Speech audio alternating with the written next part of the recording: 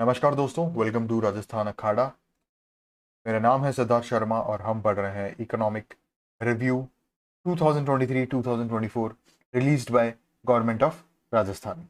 पिछले एक साल में मतलब फाइनेंशियल ईयर 2023-2024 में गवर्नमेंट ऑफ राजस्थान द्वारा जितनी भी एक्टिविटीज़ हुई हैं, स्टेट में जितनी भी पॉलिसीज़ बनी हैं, उन सब के बारे में हम पढ़ रहे हैं। अब तक हम 6 लेक्चर्स जो है वो कंप्लीट कर चुके हैं। सेवेंथ चैप्टर भी हम आधा कंप्लीट कर चुके हैं। टोटल 15 लेक्चर्स हो चुके हैं और ये लेक्चर नंबर 16 है। हम तैयारी कर रहे हैं RAS प्री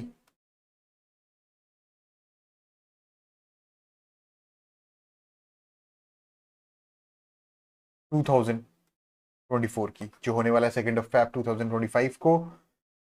अगर आपने इससे पहले के मेरे लेक्चर्स नहीं देखे हैं तो 15 लेक्चर हो चुके हैं। छोटे छोटे लेक्चर्स हैं, आधे आधे घंटे के मैंने में कवर करने की कोशिश की है।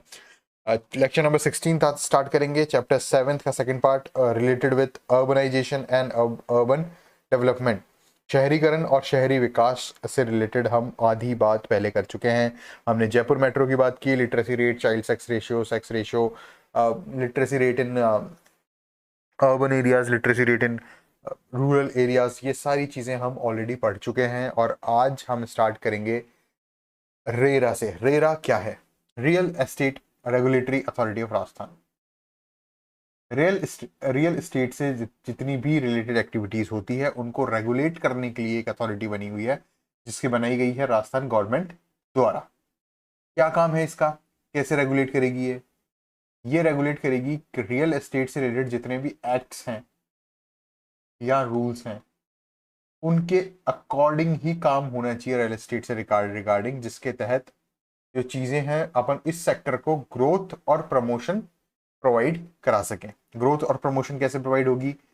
ताकि हम एक रियल एस्टेट सेक्टर जो है उसको कॉम्पिटिटिव बना सकें, एफिशिएंट बना सकें, ट्रांसपेरेंट बना सकें, हेल्दी बना सकें, ठीक है, और इंटरेस्ट प्रोटेक्ट कर सकें अलॉटीज के, प्रमोटर्स के और रियल एस्टेट एजेंट्स के। रियल एस्टेट क्या होता है? जितने भी लैंड्स वगैरह सेल और रीसेल वगैरह होती है, ये सारी चीजें किस में आती है? रियल एस्टेट में।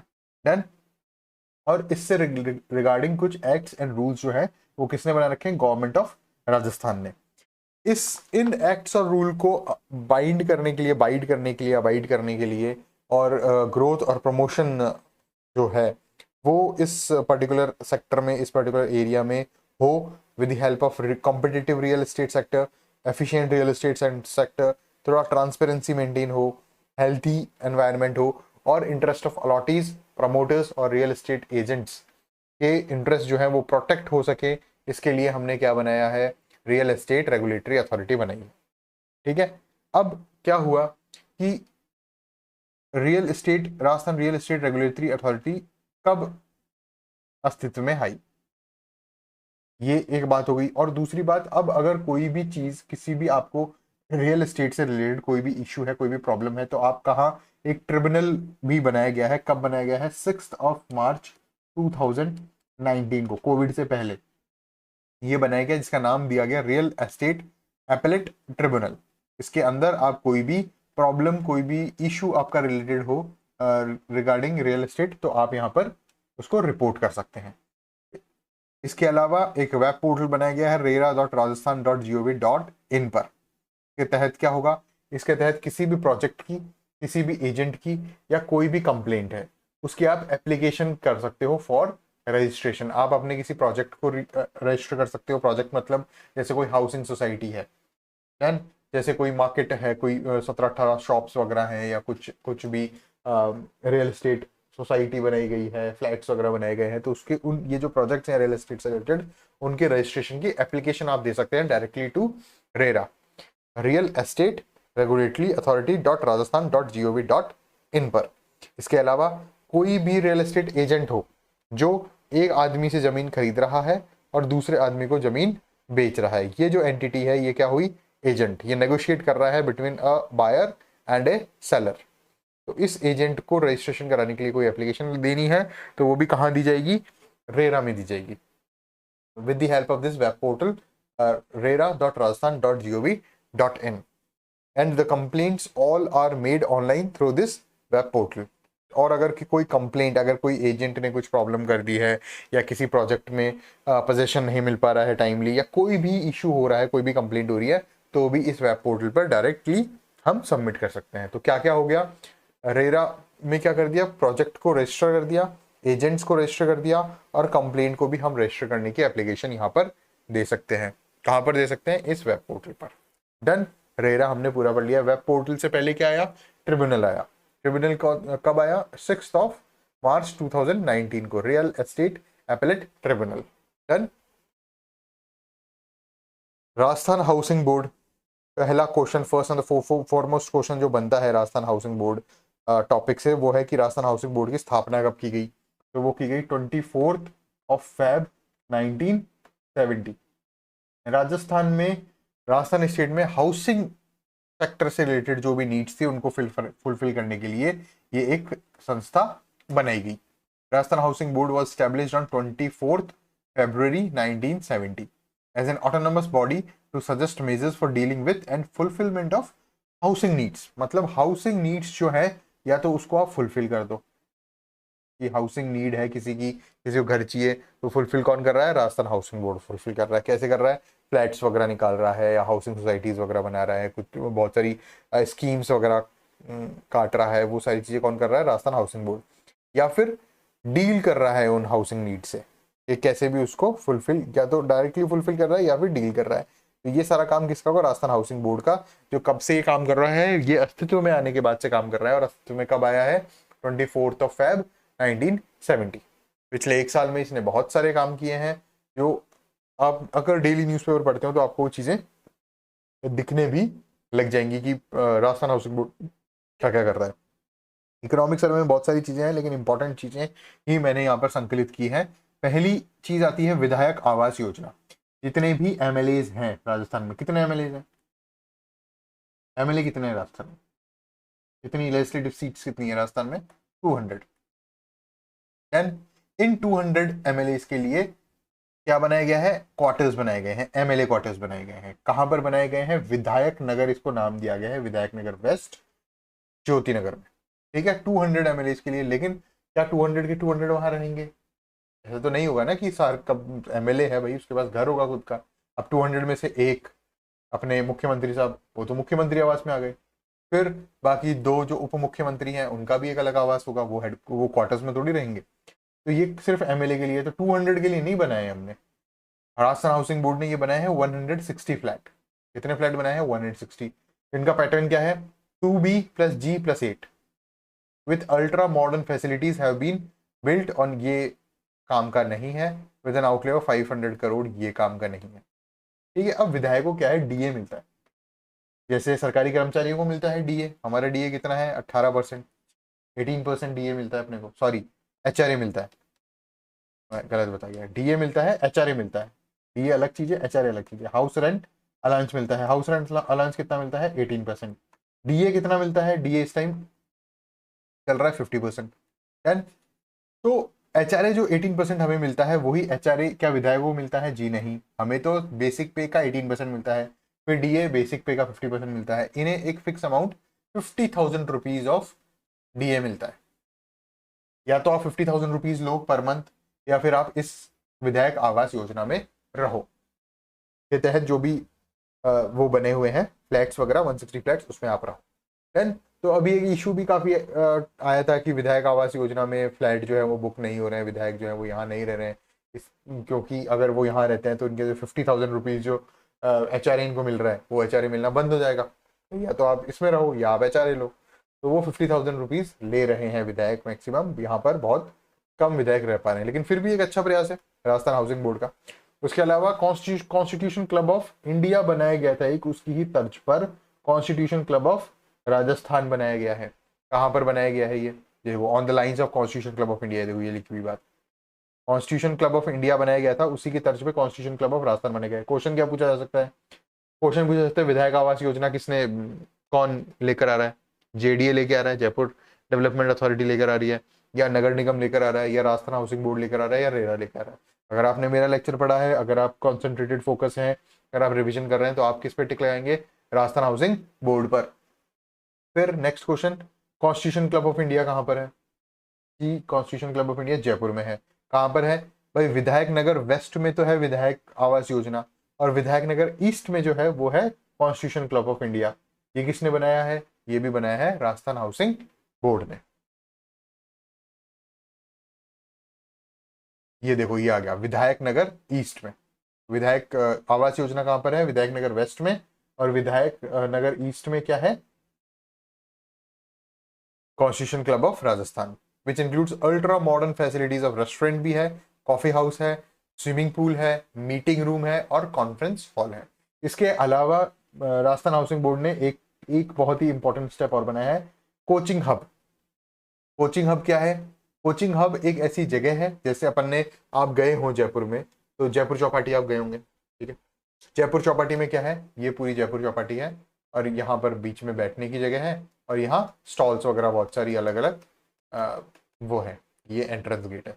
तो बहुत अलग अलग ये एक चौपाटी से बना दी, एक एरिया बना दिया। इस यहाँ पे फूडी एरिया है, जितने भी फूडी हैं जयपुर के वो सारे यहाँ जाएंगे, यहाँ आएंगे। उसी तरह कोचिंग हब बनाया गया, जितनी भी कोचिंग है एक पर्टिकुलर एरिया, डेडिकेटेड एरिया दे दिया गया, जैसे सेज बनाया जाता है, स्पेशल इकोनॉमिक जोन बनाया जाता है, जहाँ कंपनीज होती हैं सारी बढ़िया बढ़िया, ठीक है।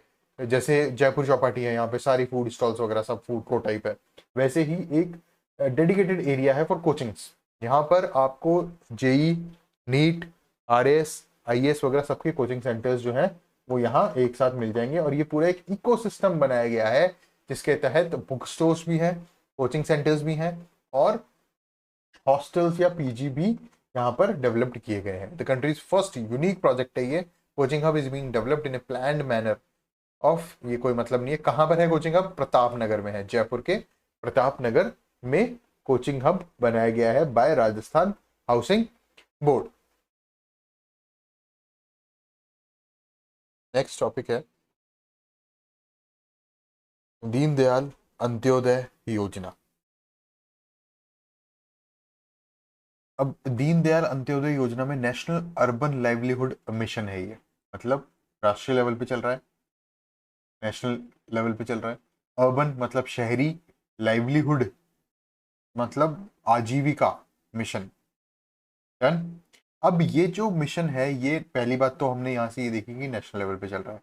दूसरा, ये जो अर्बन वर्ड आया है, ये सीधे सीधे डिपिक्ट कर रहा है, हम ये मान सकते हैं कि ये अर्बन लोकल बॉडी से रिलेटेड है। अर्बन लोकल बॉडी क्या हो गया? अब आप ये कहेंगे, मुझसे ये पूछेंगे, तो जितने भी नगर निगम, नगर निकाय है, ठीक है, नगर परिषद है, डन। तो ये जो चीजें हैं, इन ये इसको चला रही है।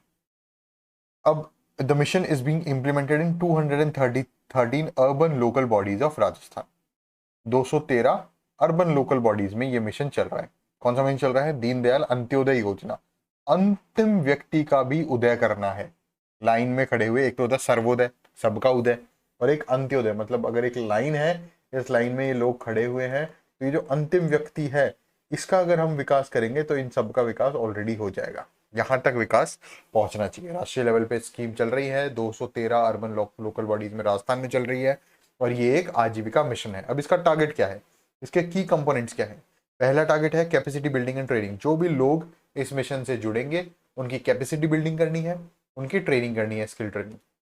Second, social mobilization and institution development. ऐसे इंस्टीट्यूट्स डेवलप करने हैं जो स्किल डेवलपमेंट करें और स्वरोजगार दें, आजीविका प्रोवाइड करवाएं। सोशल मोबिलाइजेशन जिसमें हो सके। Assistance to urban street vendors. Urban street vendors कौन से हो गए?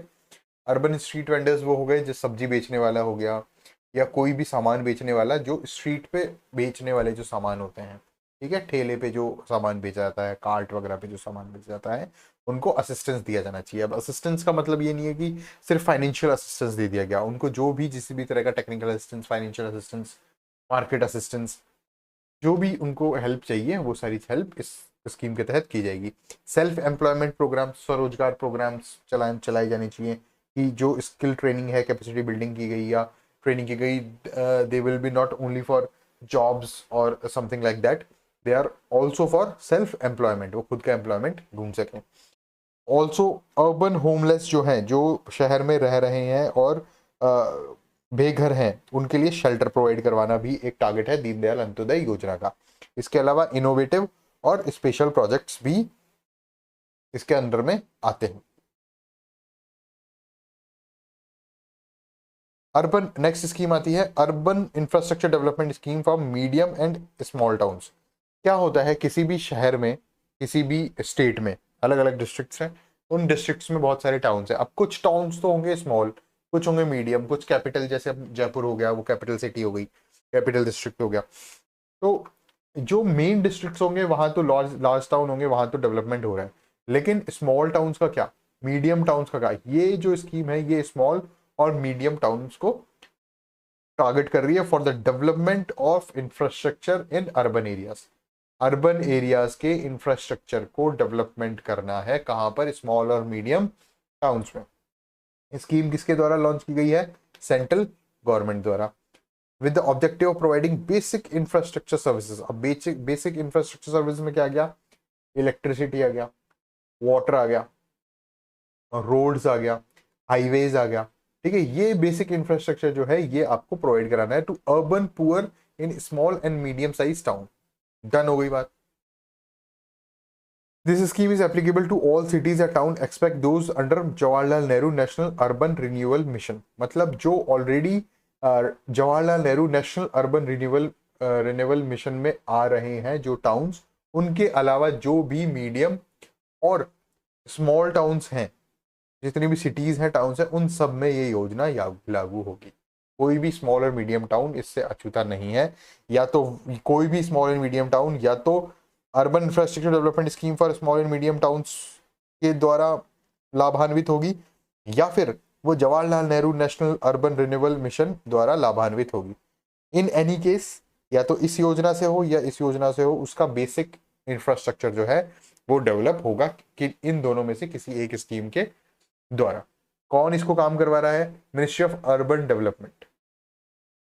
मिनिस्ट्री ऑफ अर्बन डेवलपमेंट इसका पूरी देखभाल कर रही है, किस तरह से फंडिंग पैटर्न्स होगा, किस तरह से फंड मोबिलाइज होंगे, सैंक्शंस वगैरह निकालना, काम करना, वो सारी चीजें कौन कर रहा है, ministry of urban development. Funding pattern क्या है, जैसा कि मैंने आपको बताया था कि सेंट्रल गवर्नमेंट की कोई भी स्कीम हो तो आप आंख बंद करके कर दीजिए 60-40, 60% of central government and 40% of state government. यहाँ क्या है, यहाँ भी सेम है, लेकिन थोड़ा सा एक ट्विस्ट है। ट्विस्ट क्या है, 60% तो हो गया सेंट्रल गवर्नमेंट का, 20% हो गया स्टेट गवर्नमेंट का, ये तो हो गया सेंट्रल गवर्नमेंट का, ये हो गया स्टेट गवर्नमेंट का, और 20% ही हो गया अर्बन लोकल बॉडीज का। मतलब इस 40 को 20-20 में डिवाइड कर दिया गया। 60% सेंट्रल गवर्नमेंट, 20% स्टेट गवर्नमेंट और 20% urban local bodies. As per अमृत, ये अमृत स्कीम जो है ये आगे हम पढ़ेंगे क्या होता है। Rejuvenation mission of cities transformation, urban transformation की एक स्कीम है जो हम आगे इसी लेक्चर में इंक्लूडेड है, वो मैंने डिटेल में समझाई हुई है, वो अभी समझाएंगे, डिटेल में मैंने स्लाइड बनाई हुई है। फंडिंग पैटर्न, 11 प्रोजेक्ट्स जो है वो काम कर रहे हैं। अब क्या है, बेसिक इंफ्रास्ट्रक्चर मैंने आपको क्या बताया था, इन्हीं सारी चीज़ों से संबंधित है। देखिए, Rajasthan urban drinking water sewerage infrastructure corporation limited, RUDSICO, RUDSICO already बना दिया गया है। अब रुड सीको क्या है, Rajasthan urban drinking water sewerage and infrastructure corporation limited has been developed या कॉन्स्टिट्यूटेड। ये क्या है, 4-5 चीजों को मिला के रुड सीको बना है। Has been nominated as nodal agency for the implement of this scheme in the state. कौन है नोडल एजेंसी, देखिए इसमें 4-5 चीजें आप अच्छे से याद कर लीजिए स्कीम में। पहला,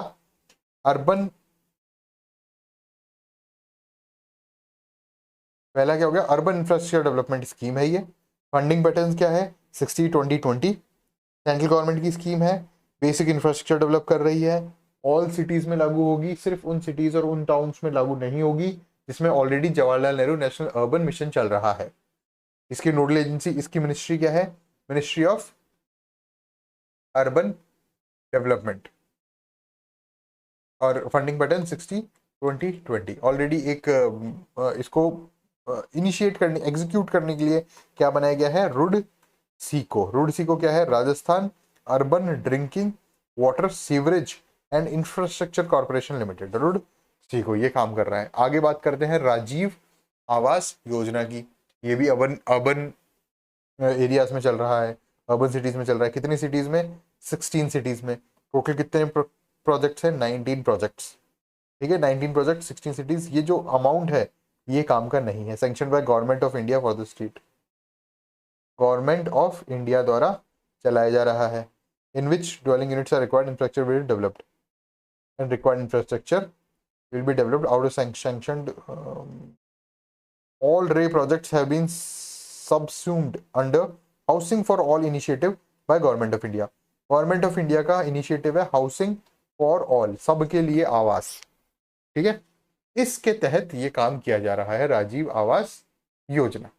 ऑलरेडी एक इंदिरा आवास योजना भी चल रही है, उसके तहत बात हो ही गई अपनी ऑलरेडी कि 1,20,000 रुपए मिलेंगे और प्लस एडिशनल 12,000 रुपए मिलेंगे फॉर टॉयलेट डेवलपमेंट। ठीक है, ये इंदिरा आवास योजना के तहत है। ये राजीव आवास योजना अलग है, इसके जो काम कर रही है 16 सिटीज में 19। ये मुझे लगता नहीं है इंपॉर्टेंट है। क्या होता है कि इकोनॉमिक सर्वे अगर एग्जामिनर उठाता है तो वो वही स्कीम्स पूछने की कोशिश करता है जो राजस्थान से रिलेटेड हो। तभी तो उसने राजस्थान इकोनॉमिक सर्वे उठाया, नहीं तो वो इंडियन इकोनॉमिक सर्वे उठाता है। ये है पॉलिसी, ये किसकी है? गवर्नमेंट ऑफ इंडिया की है। तो ये इतनी ज़्यादा इंपॉर्टेंट है नहीं, और इसमें मुझे डाटा भी इतना लग नहीं रहा, कोई पूछने लायक कोई क्वेश्चन बन नहीं रहा इसमें, जहां तक मेरा एक्सपीरियंस कहता है इसमें से क्वेश्चन नहीं आएगा। फिर उसके बाद आता है राजस्थान अर्बन डेवलपमेंट फंड, रुडिफ। रुडिफ कब कंस्टिट्यूट किया गया? 25 अगस्त 2021। ये इंपॉर्टेंट डेट है, डेट का क्वेश्चन सीधा सीधा आरपीएससी पूछती है और इकोनॉमिक सर्वे में से उठाती है ताकि उसको प्रूव किया जा सके कि ये क्वेश्चन सही है, इसका आंसर ये सही है। तो एक डेट से रिलेटेड क्वेश्चन आते हैं। 25 अगस्त 2021 को क्या बनाया गया? Rajasthan urban development fund with the provision to avail loans. अब इससे क्या मिल रहा है अपने को? लोन्स मिल रहे हैं। लोन्स फ्रॉम हुडको financial institutions, bank receive special additional grant from the state government, और स्टेट गवर्नमेंट से भी एडिशनल ग्रांट मिल रही है। All urban local bodies development authorities, जैसे अर्बन लोकल बॉडी क्या हो गया? नगर निगम, जयपुर नगर निगम, जयपुर नगर निगम तो हो गया urban local body. Development authorities, development authority क्या हो गई? JDA, Jaipur development authority. Urban improvement trust and Rajasthan housing board shall also contribute to the fund. इस फंड में पैसे कौन कौन देगा? ये फंड तो बना दिया, कब बना दिया? 25 अगस्त को बना दिया 2021 में। इस फंड के तहत क्या हो रहा है? लोन्स प्रोवाइड किए जा रहे हैं। लोन्स प्रोवाइड कहां से किए जा रहे हैं? ठीक है, लोन्स कौन ले रहा है? ये फंड खुद लोन्स ले रहा है। कहां से ले रहा है? फाइनेंशियल इंस्टीट्यूशन से ले रहा है, बैंक से ले रहा है, स्पेशल एडिशनल ग्रांट मिल रही है स्टेट गवर्नमेंट से। इसके अलावा मतलब देखिए, राजस्थान, मैं एक अलग तरीके से बताऊं, ये एक तिजोरी है। डन। इस तिजोरी का नाम रख दिया गया है RUDF, second RUDF। Done. Rajasthan urban development fund. इस तिजोरी के अंदर पैसा कौन देगा? इस तिजोरी के अंदर पैसा आएगा लोन से। लोन कहां से आएगा? लोन आएगा या तो बैंक से ले लो, या फाइनेंशियल इंस्टीट्यूशंस, और कोई फाइनेंशियल इंस्टीट्यूशन है वहां से ले लो, या स्टेट गवर्नमेंट की ग्रांट जो देनी है वो यहां से ले लेंगे। इसके अलावा अर्बन लोकल बॉडीज भी देगी पैसा। इसके अलावा डेवलपमेंट अथॉरिटी जैसे जेडीए हो गया वो पैसा देगी, और इसके अलावा राजस्थान हाउसिंग बोर्ड इसको पैसा देगा। तो इस तिजोरी में पैसा आएगा, और उसके बाद वो पैसे का क्या किया जाएगा? राजस्थान के अर्बन डेवलपमेंट में उसको यूज किया जाएगा for infrastructure development, basic necessities development, या अर्बन डेवलपमेंट बेसिकली होगा। ध्यान हो गई बात? रेडिफ समझ में आ गया अच्छे से? आगे चलते हैं। Smart cities mission. Smart cities mission जो है वो कब लॉन्च किया गया, किसके द्वारा लॉन्च किया गया? स्मार्ट सिटीज मिशन लॉन्च किया गया गवर्नमेंट ऑफ इंडिया के द्वारा। कब लॉन्च किया गया? जून 2015। ये क्या है कि मेजर जितनी भी बड़ी बड़ी योजनाएं आई है, जैसे जनधन योजना हो गई, या अमृत मिशन हो गया, स्मार्ट सिटीज मिशन हो गया, ये 2014 में नई गवर्नमेंट आई, और उसके बाद 1 साल बाद इन्होंने ये योजनाएं लॉन्च करना स्टार्ट कर दिया। तो मेजरली कोई भी बड़ी योजना अगर आपको एग्जाम में दिखती है तो 2015 की योजना है, क्योंकि जैसी 2014 में गवर्नमेंट आई, बीजेपी गवर्नमेंट, उसने ये सारा जो भी इनिशिएटिव लिए वो सारे 2015 में लिए। In June 2015 to promote cities that provide core infrastructure, Smart Cities Mission was launched by Government of India in June 2015 to promote cities with provide core infrastructure.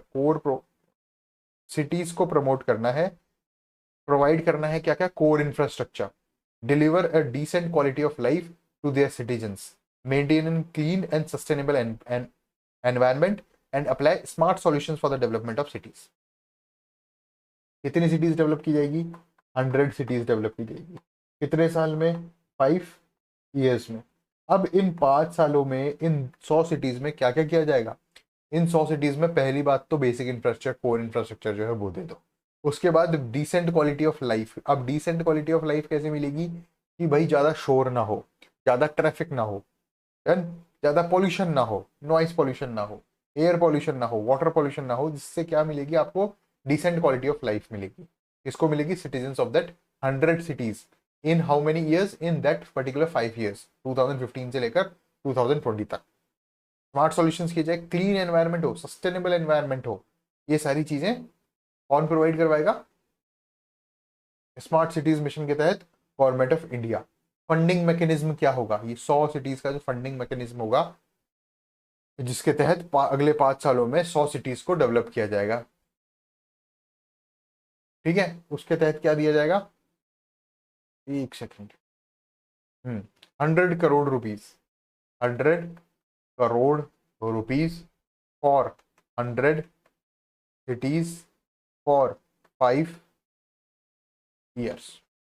ये 3 डेटा इससे रिलेटेड है, स्मार्ट सिटीज मिशन से related है।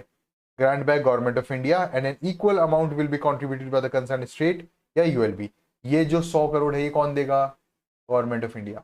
और इतना ही amount कौन देगा? Government of Rajasthan भी 100 करोड़ देगी इन 100 सिटीज को डेवलप करने के लिए। Given as a grant of government of India, equal amount will be contributed by the concern state या यूएलबी। या तो गवर्नमेंट ऑफ राजस्थान देगी या यूएलबी देगी, अर्बन लोकल बॉडी देगी। Cities were shortlisted Rajasthan. अब राजस्थान में स्मार्ट सिटीज कौन सी है? 4 है, 4 को डेवलप किया जा रहा है। पहला जयपुर, ऑब्वियसली डन, पहला जयपुर कर दो जो कि कैपिटल है।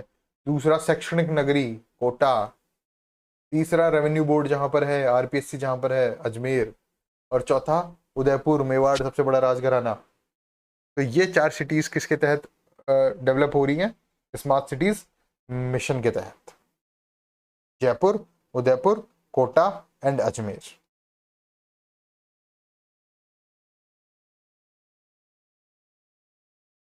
अब आगे चलते हैं। नेक्स्ट टॉपिक है अमृत मिशन। अमृत मिशन में क्या है? सबसे पहले इसके फुल फॉर्म की बात कर लेते हैं। AMRUT, Atal mission for rejuvenation and urban transformation. क्या करना है इस मिशन के तहत? अर्बन ट्रांसफॉर्मेशन करना है, शहरी बदलाव करना है, रिजुविनेट करना है, वापस उनको तैयार करना है। ये मिशन है, ठीक है। कब लॉन्च हुआ? जून 2015 में स्टार्ट हुआ। जून 2015 में स्टार्ट हुआ। वही वाली बात कि कब मेजर योजनाएं कब से आई, मैंने अभी लास्ट टॉपिक में बताया कि मेजर योजनाएं कब से शुरू हुई। 2014 में नई गवर्नमेंट आती है बीजेपी, और 2015 से ये नई जितनी भी योजनाएं ये आनी शुरू हो जाती है। अब इनमें से 29 सिटीज जो है वो राजस्थान की है जो सेलेक्ट हुई हैं अमृत के अंडर में, जिसमें से आती है अलवर, ब्यावर, सीकर, नागौर, भिवाड़ी, पाली, सवाईमाधोपुर, टोंक, हनुमानगढ़, बूंदी, सुजानगढ़, धौलपुर, गंगापुर सिटी, चित्तौड़गढ़, भीलवाड़ा, श्रीगंगानगर, और ये सारी चीजें यहाँ पर आ गई।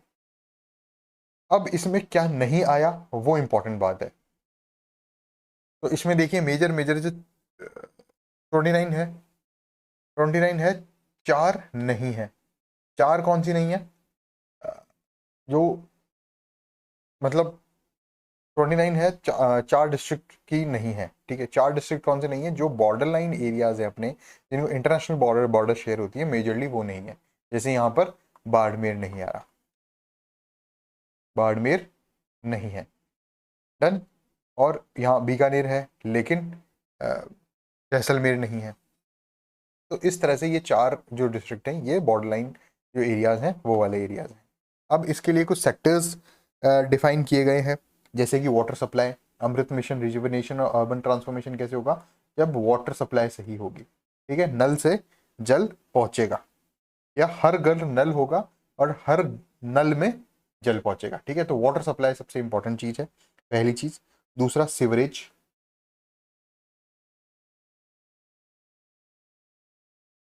डन। सिवरेज के बाद आता है सेप्टेज, ड्रेनेज, बारिश का पानी जो है वो ड्रेन होने की सही होना चाहिए, और फिर आता है ग्रीन स्पेस, ग्रीन स्पेसेस। तो इन सब टॉपिक्स को लेकर, इन सारे सेक्टर्स को लेकर ग्रोथ करनी है, अर्बन ट्रांसफॉर्मेशन करना है, रिजुविनेट करना है, ये हमारा टारगेट है। ये देखिए ये आ गया water supply, sewerage, septage, drainage और ग्रीन स्पेसेस, ये डन हो गया। ये क्या हुआ, अमृत मिशन हो गया।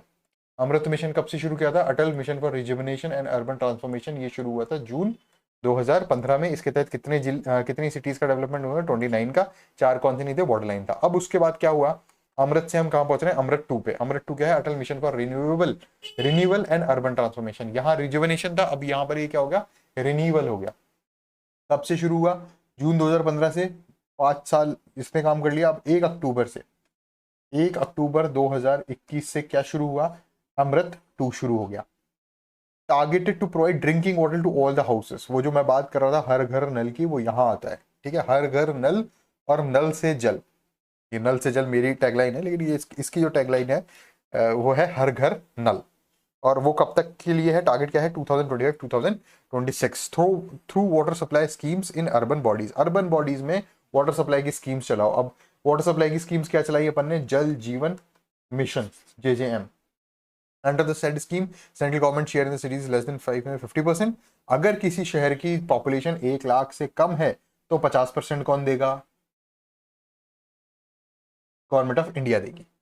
अगर किसी शहर की पॉपुलेशन जो है वो 1 लाख से ज्यादा है और 10 लाख से कम है, एक बार इसको टेबल बना के समझते हैं, ये ऐसे समझ में नहीं आएगा। अगर किसी शहर की पॉपुलेशन 0 से 1 लाख है तो सेंट्रल गवर्नमेंट कितना वो देगी कॉन्ट्रीब्यूशन, 50% ऑफ द स्कीम। अगर किसी शहर की जनसंख्या 1 लाख से लेकर 10 लाख के बीच में है तो सेंट्रल गवर्नमेंट कितना देगी, 33.33%, 1/3 दे देगी। ठीक है, और अगर किसी शहर की जनसंख्या, ये तो दे रही है सेंट्रल गवर्नमेंट, और बाकी बाकी क्या देगी, ये तो दे रही है सेंट्रल गवर्नमेंट और बाकी स्टेट गवर्नमेंट। डन। अब एक चीज और यहां पर देखते हैं, इसमें एक एक पेज और है, कैसे मैं समझाऊं आपको। जैसे 0 से 1 लाख में 50% दे दिया, अपन इसको 50% ना मान के 50 रुपए मानते हैं। मान लीजिए 0 से 1 लाख की जनसंख्या वाला एक शहर है, उसमें अमृत मिशन के तहत 100 रुपए आते हैं। डन। तो 100 रुपए में से 50 रुपए कौन लगाएगा, सेंट्रल गवर्नमेंट। 100 रुपए में से 50 रुपए कौन लगाएगा, 100 रुपए आए अमृत मिशन के तहत, 50 रुपए लगाए सेंट्रल गवर्नमेंट ने और 50 रुपए लगाए स्टेट गवर्नमेंट ने। इस 50 रुपए का भी 10% मतलब 5 रुपए कौन लगाएगा, म्युनिसिपल बॉडीज लगाएगी। समझ में आई बात, कि इसका 10% शेयर जो है वो म्युनिसिपल बॉडीज बियर करेगी। और यहाँ पर भी 33.33 है, बाकी कितना बचा, 66.66% बचा। तो ये कौन कर रहा है,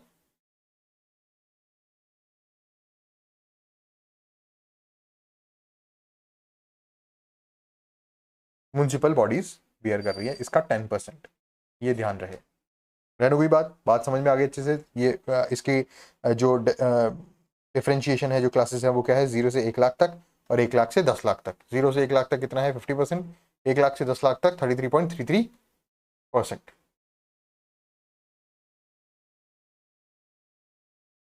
ये आ गया यहाँ पे 33.33% with in cities population more than 10 lakh. हाँ, एक इसमें ये एक और है, 0 से 1 लाख, 1 लाख से 10 लाख और 10 लाख से ज्यादा की जो पॉपुलेशन है। तो यहाँ 3 चीजें हो गई। पहली तो हो गई 50%, दूसरा हो गया 33.33% और तीसरा हो गया 25%। ये 3 कैटेगरीज यहाँ पर है। और इन सब में से 10% वाली बात मैंने आपको ऑलरेडी मैं बता चुका हूँ कि 10% of the state government share is to be borne by the concern municipal body. यहाँ पर 50 रुपए देगी सेंट्रल गवर्नमेंट, 50 रुपए देगी, 50% देगी स्टेट गवर्नमेंट, और उस 50% का 10% जो है वो कहाँ से आएगा, municipal bodies, urban local bodies से आएगा। डन। 1 से 10 लाख तक है तो 1/3 जो है वो सेंट्रल गवर्नमेंट देगी, 2/3 जो है वो स्टेट गवर्नमेंट देगी, और 2/3 का 10% जो है, मतलब 2/30 पार्ट जो है वो कौन देगा, म्युनिसिपल बॉडीज। 10 लाख से ज्यादा जनसंख्या है तो 25% देगी सेंट्रल गवर्नमेंट, 75% देगी स्टेट गवर्नमेंट, और 75% का भी 10% जो है वो कौन देगा, अर्बन लोकल बॉडीज। डन हो गई बात। आगे चलते हैं, LED light project. LED light project क्या है, एनर्जी सेविंग प्रोजेक्ट है। पहले बल्ब चलते थे, फिर बल्ब से अपन ट्यूबलाइट पर आए, ट्यूबलाइट से अपन आए CFL पर, और CFL से हम माइग्रेट करे हैं एलईडी पर। एलईडी ज़्यादा एनर्जी एफिशिएंट होती है और ल्यूमिनस भी ज़्यादा होती है।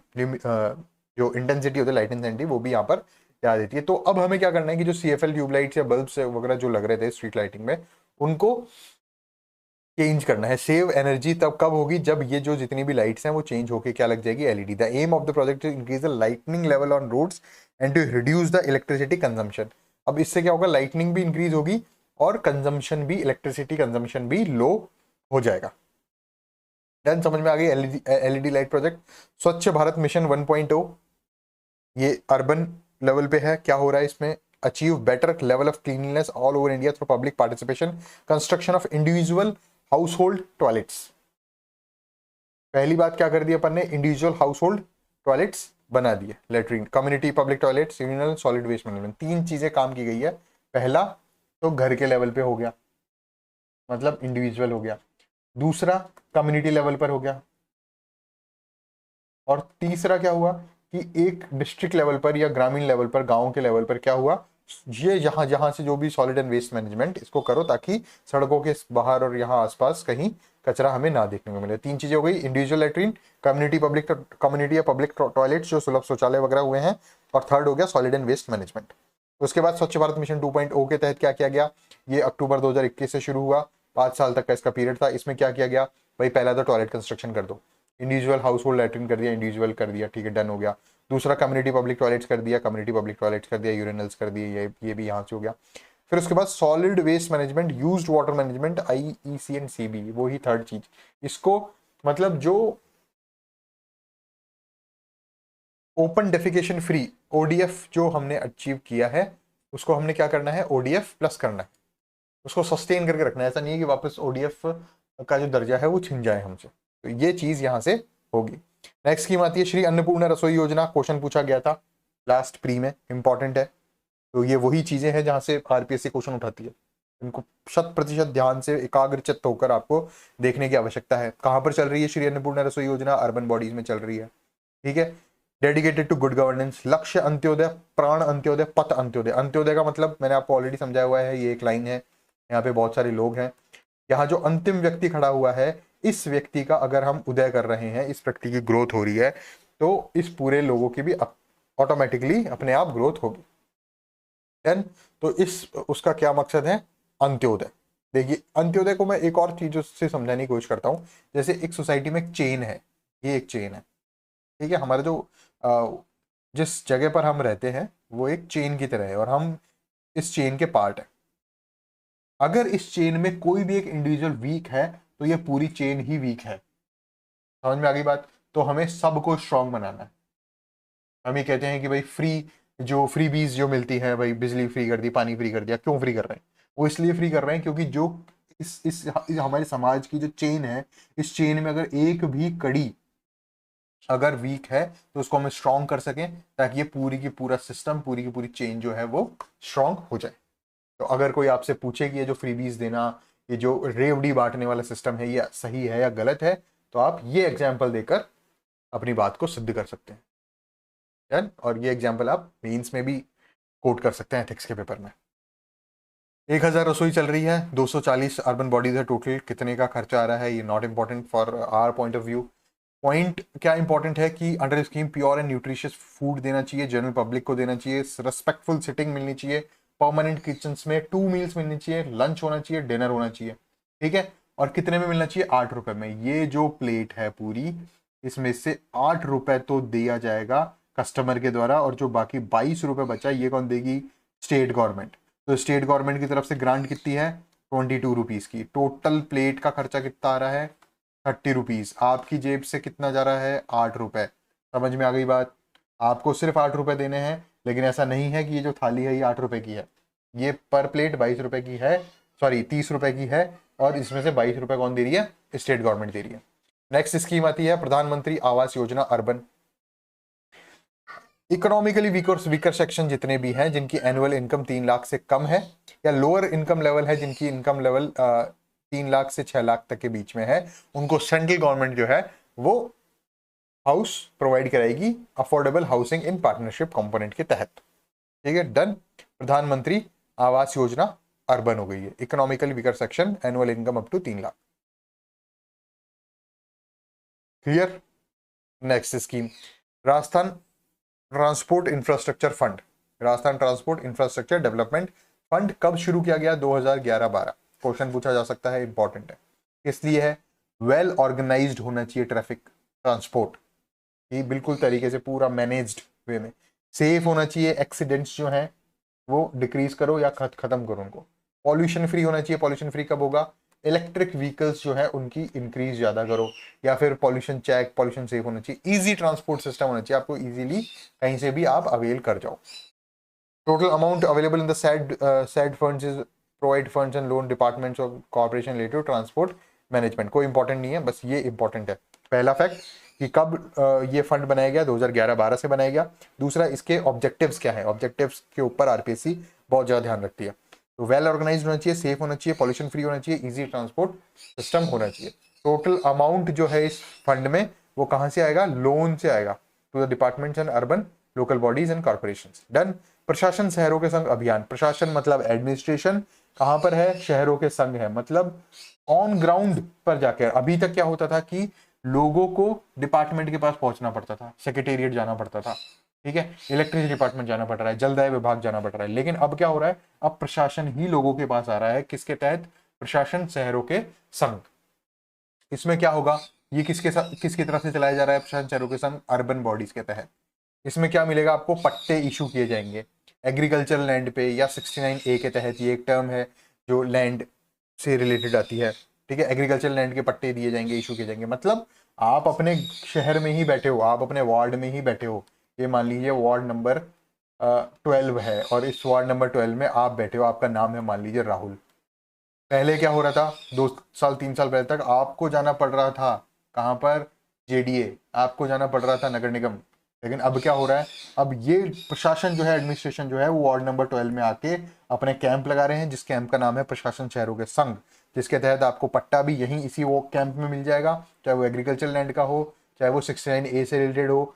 बर्थ सर्टिफिकेट आपको बनवाना हो तो वो भी यहीं मिल जाएगा, री पट्टा आपको बनवाना हो तो भी वो यहीं मिल जाएगा, ठीक है। स्टेट ग्रांट एक्ट के तहत बाकी सारी चीजें, बर्थ सर्टिफिकेट आपको बनवाना हो तो यहाँ बन जाएगा, कोई अदर सर्टिफिकेट आपको बनवाना हो तो भी प्रशासन शहरों के संघ स्कीम में बन जाएगा। जो सब डिविजनल मजिस्ट्रेट हैं, एसडीएम है, तहसीलदार हैं, वो सारे आपको कहाँ मिलेंगे? यहीं मिलेंगे। यहाँ कहाँ? प्रशासन शहरों के संघ। इसी तर्ज पे एक और स्कीम चल रही है, प्रशासन गांवों के संघ, ठीक है। वो अपन ने रूरल डेवलपमेंट में ऑलरेडी डिस्कस कर लिया है। नेक्स्ट स्कीम की बात करते हैं, Indira Gandhi urban credit card scheme. Indira Gandhi, ठीक है, अर्बन मतलब शहरों में, क्रेडिट कार्ड मतलब उधार के लिए एक कार्ड दे दिया गया है आपको, एक क्रेडिट कार्ड दे दिया गया है जिससे आप आपके पास पैसे नहीं भी हैं तो भी आप खरीद कर सकते हैं और बाद में उसको पेमेंट कर सकते हैं।